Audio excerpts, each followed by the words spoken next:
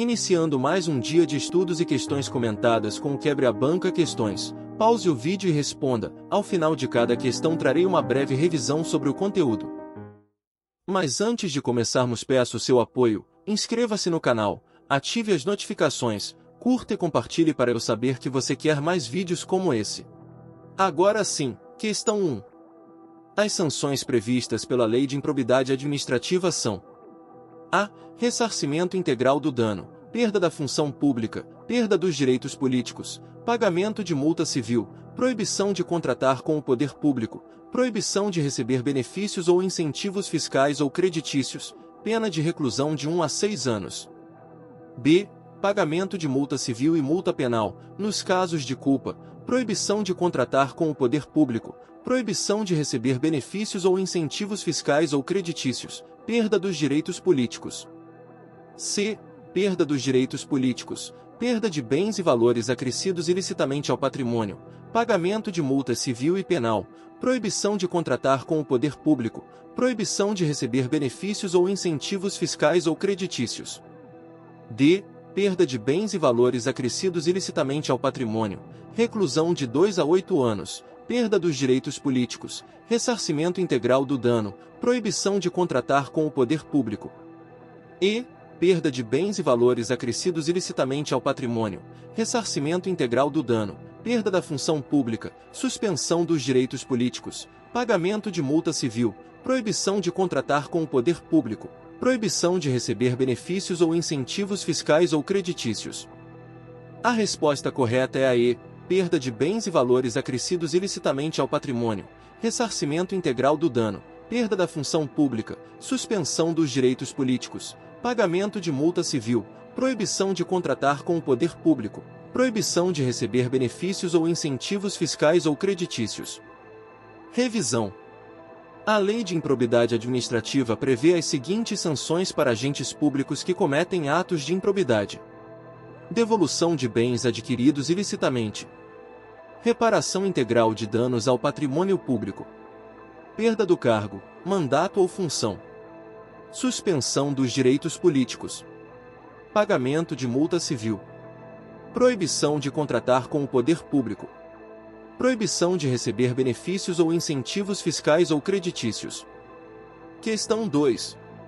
A Lei de Improbidade Administrativa 8.429 de 92 prevê, acerca dos sujeitos ativo e passivo do ato de improbidade, que: a. Os atos praticados contra entidades para cuja criação ou custeio o erário haja concorrido ou concorra com menos de 50% do patrimônio ou da receita anual não poderão ser considerados atos de improbidade administrativa.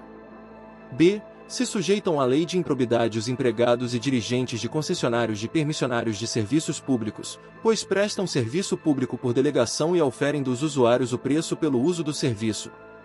C. Os atos praticados contra entidades para cuja criação ou custeio o erário haja contribuído ou contribua com mais de 50% do patrimônio ou da receita anual, como os serviços sociais autônomos, podem ser considerados atos de improbidade administrativa.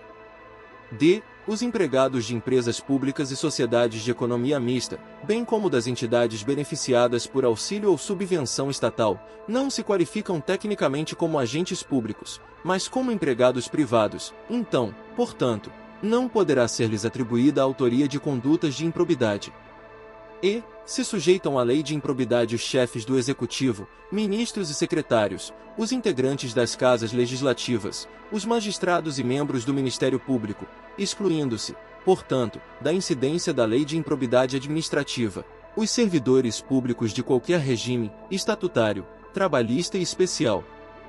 A resposta correta é a C. Os atos praticados contra entidades para cuja criação ou custeio o erário haja contribuído ou contribua com mais de 50%, do patrimônio ou da receita anual, como serviços sociais autônomos, podem ser considerados atos de improbidade administrativa. Revisão.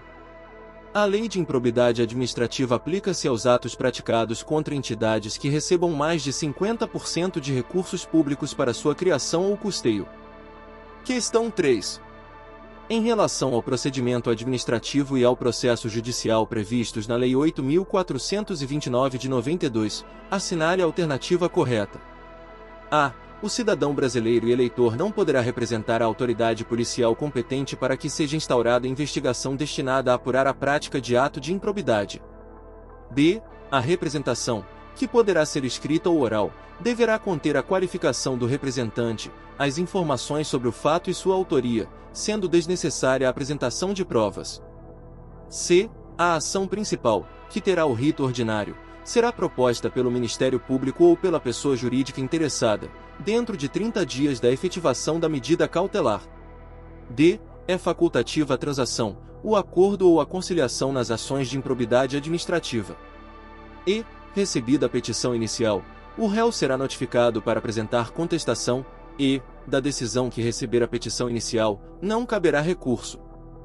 A resposta correta é a C. A ação principal, que terá o rito ordinário, será proposta pelo Ministério Público ou pela pessoa jurídica interessada, dentro de 30 dias da efetivação da medida cautelar. Revisão. Quando uma medida cautelar, como o bloqueio de bens, é adotada para assegurar que os bens de um acusado de improbidade administrativa sejam preservados até o julgamento, o Ministério Público ou a entidade pública interessada tem um prazo de 30 dias para iniciar a ação principal. Essa ação principal segue o rito ordinário, que é o procedimento comum para a tramitação de processos judiciais, garantindo que o acusado tenha oportunidade de defesa e que o processo seja conduzido de forma justa e ordenada. Questão 4. Considerando o disposto na Lei 8.429 de 92, analise as seguintes afirmativas. 1.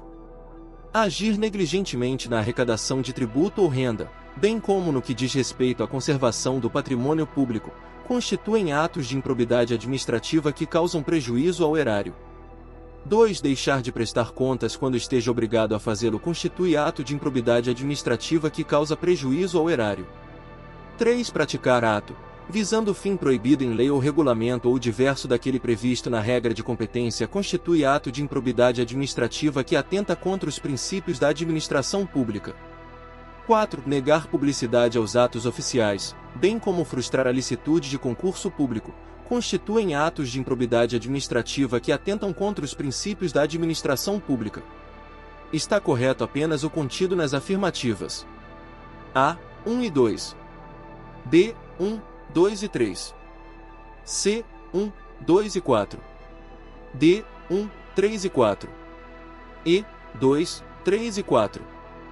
A resposta correta é a D, 1, 3 e 4. Revisão. Agir negligentemente na arrecadação de tributos e na conservação do patrimônio público causa prejuízo ao erário.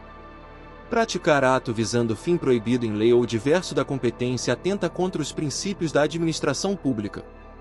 Negar publicidade aos atos oficiais e frustrar a licitude de concurso público também atenta contra os princípios da administração pública. Questão 5. Na hipótese de ato de improbidade administrativa que importe em prejuízo ao erário, o agente público está sujeito, dentre outras penalidades, à suspensão dos direitos políticos de A. 1 a 2 anos. B. 2 a 3 anos. C. 2 a 4 anos.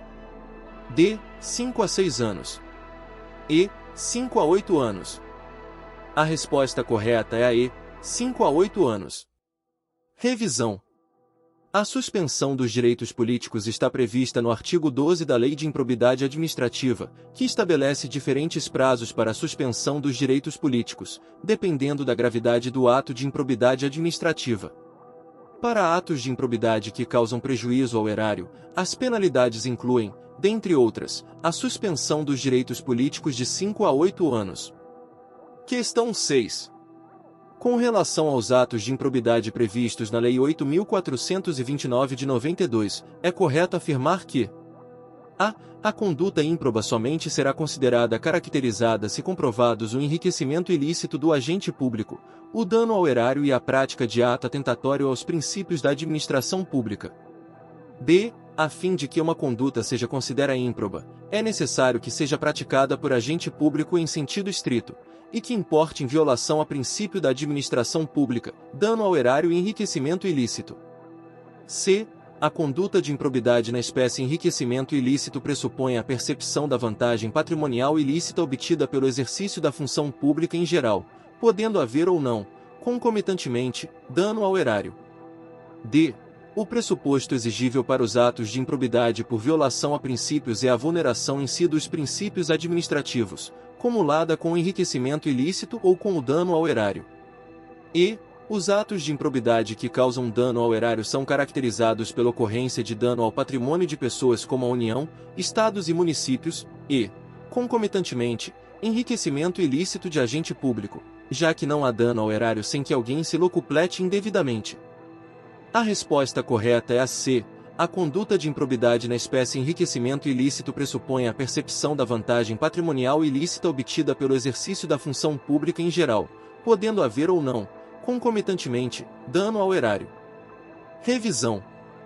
O enriquecimento ilícito ocorre quando o agente público ofere vantagem patrimonial indevida em razão do exercício de sua função, independentemente de haver dano ao erário.